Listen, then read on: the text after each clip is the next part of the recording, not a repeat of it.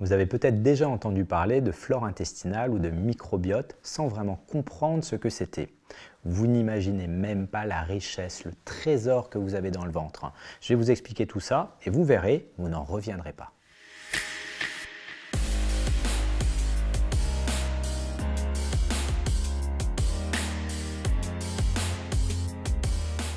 Bonjour, je m'appelle Thomas Kilian, je suis médecin et spécialiste des troubles digestifs et de la nutrition sur Charles.co. Si vous êtes ici, c'est que les sujets santé vous intéressent. Vous êtes au bon endroit. Sur la chaîne YouTube de Charles.co, on parle d'alimentation, de sexualité, de sommeil et de nombreux autres sujets santé. N'oubliez pas de vous abonner pour ne rien louper, à liker et commenter les vidéos. Nous nous ferons un plaisir de vous répondre. Rendez-vous aussi sur notre compte Instagram @charles.co. C'est bon. Je vous laisse avec les présentations. Revenons à nos moutons, ou plus particulièrement à nos bactéries. Ce qu'on appelle la flore intestinale est aussi appelé le microbiote. Cet organe à part entière pèse entre 1 et 2 kg et correspond à l'ensemble des micro-organismes qui évoluent au sein même de notre système digestif. Quand je parle de micro-organismes, je parle de bactéries, de bonnes bactéries qui permettent à l'intestin de bien fonctionner, c'est-à-dire de recevoir les aliments, de les traiter, de nous fournir l'énergie nécessaire et de rejeter les déchets. Alors, combien vous dites de bactéries? 100, 1000, 10 000? Nous avons 40 milliards de bactéries. C'est autant que de cellules dans notre corps. Aucun d'entre nous n'a les mêmes bactéries et la même proportion de chaque. Notre microbiote est unique. On peut même dire que nous avons chacun un code-barre bactérien. Mais comment se définit-il ?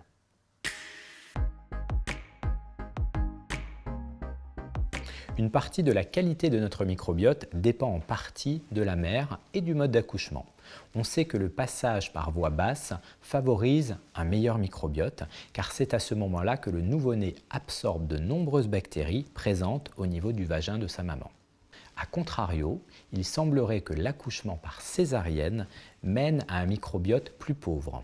D'autres éléments entrent en jeu, comme l'endroit où l'enfant naît, le mode d'allaitement et l'alimentation de la mère et du jeune enfant bien sûr. L'intérêt de la diversité alimentaire dès le plus jeune âge est alors à prendre en compte. Le microbiote définitif apparaît vers l'âge de 3 ans environ. C'est la base de notre flore intestinale, bien qu'il soit possible par la suite de l'appauvrir ou justement de l'enrichir. Par ailleurs, ce microbiote est notre plus grand protecteur. Il contient 70% des cellules immunitaires. C'est donc lui qui nous protège en grande partie des infections, mais aussi des maladies. Et ça n'est pas fini. Pour que vous vous rendiez bien compte de l'importance capitale de cette forêt intérieure, comme on pourrait l'appeler, il faut se rendre compte que notre intestin est bien plus qu'un outil à digérer. C'est aussi notre deuxième cerveau. Non, vraiment. Les recherches menées ces dernières années nous ont fait nous rendre compte que l'intestin comptait environ 500 millions de neurones, constituant ainsi un système nerveux à part entière, le deuxième après le cerveau. On l'appelle donc, je vous le donne en mille, le deuxième cerveau. Grâce à ces neuromédiateurs et aux connexions sanguines directes entre le cerveau et l'intestin, on peut dire que nos bactéries intestinales parlent à notre cerveau. Certaines études affirment même que ce que l'on mange peut influer sur certains de nos choix au quotidien. C'est dire à quel point nos intestins sont importants. Je vous propose de faire ensemble la synthèse des rôles de ce microbiote. Allez, c'est parti. Est-ce que vous êtes prêts à prendre des notes ? Je vais vous faire la liste des rôles et fonctions de notre flore intestinale, de notre microbiote. Première chose, et vous en doutez, il nous permet de digérer les aliments et d'absorber les nutriments. En gros, tout ce que vous mangez va être transformé puis trié. Les bons éléments vont devenir votre carburant, c'est ça qui donne l'énergie physique et mentale de la journée, et ce dont le corps n'a pas besoin va être rejeté. Mais bon, ça, vous le savez déjà. 2. Ensuite, il permet le bon fonctionnement du système immunitaire. Comme je vous l'ai dit tout à l'heure, il joue un rôle de barrière contre les attaques extérieures, comme les polluants, les pesticides, les virus, les mauvaises bactéries et les allergènes. En numéro 3, il met en place la régulation métabolique auprès des sucres et des graisses et donc permet de réduire le risque de diabète, mais aussi d'obésité. Il régule l'appétit et là encore, il a un rôle important pour contrecarrer les risques d'obésité. Il aide également à la bonne régénération des cellules de la paroi intestinale et donc il lutte contre le fameux phénomène d'hyperperméabilité intestinale. Nous avons déjà parlé de ce phénomène dans d'autres vidéos, mais je vais vous faire un petit rappel. Notre intestin est normalement imperméable. Quand le microbiote est en piteux état, ce dernier peut devenir poreux. C'est ce qu'on appelle le leaky gut syndrome, soit l'hyperperméabilité intestinale, un peu comme si la paroi de votre intestin devenait comme une passoire. Et autant vous dire que ce n'est pas l'idéal pour protéger des attaques extérieures ou simplement pour digérer. Sixième rôle, même si on ne le croirait pas, il participe à la croissance osseuse, mais aussi à l'équilibre des réserves en fer dans le corps. En numéro 7, le microbiote est également et surtout à l'origine de la synthèse des fameux neuromédiateurs. Ces hormones qui dictent le fonctionnement de notre cerveau, comme par exemple la sérotonine, qu'on appelle aussi l'hormone du bonheur.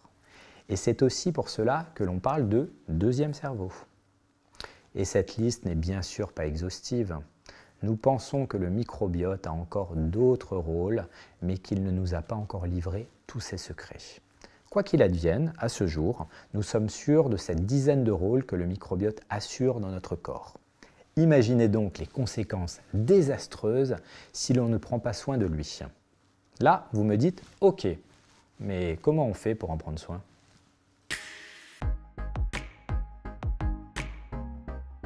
Le microbiote a un équilibre fragile et s'il y a bien un facteur indispensable pour son bon fonctionnement, c'est l'alimentation. Logique, me direz-vous. La malbouffe, l'excès de protéines animales, de graisses saturées, de sucre et le manque de fibres sont les ennemis numéro 1 d'une flore intestinale saine. En conséquence, il faut absolument éviter les plats transformés industriels, les plats trop gras, trop sucrés, mais également ceux contenant des édulcorants et une alimentation, bien sûr, trop peu diversifiée. Aussi, il n'est pas utile de manger trop de protéines animales, vous pouvez limiter un peu votre consommation de viande et de poisson. A contrario, faites-vous plaisir avec des plats faits à la maison et enrichissez votre alimentation de protéines végétales, de fruits et de légumes.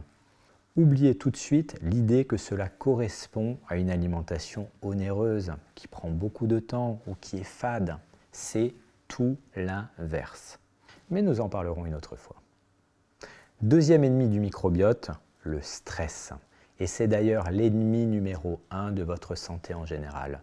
Le stress et l'anxiété sont vraiment les pires facteurs négatifs du bien-être physique et mental. Il existe de nombreuses manières de les faire baisser, voire de l'éradiquer. Mais encore une fois, je vous ferai une vidéo dédiée là-dessus. Ensuite, vous souvenez-vous du fameux slogan « Les antibiotiques, c'est pas automatique ».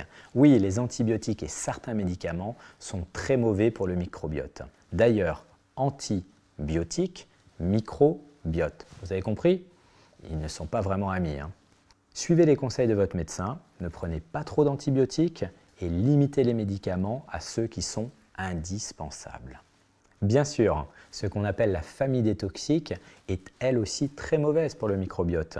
Et là, je pointe du doigt l'alcool, la drogue, le tabac et les polluants. Et en dernier lieu, une pratique du sport trop intense peut être aussi dangereuse pour le microbiote.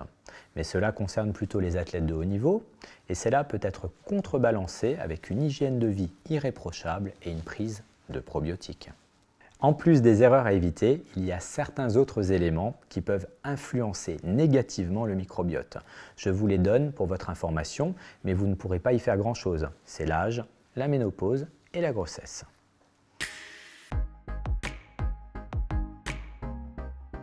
Voilà, grâce à cette vidéo, vous avez entreaperçu une partie de ce que votre ventre abrité, bien plus que ce que l'on ne pense.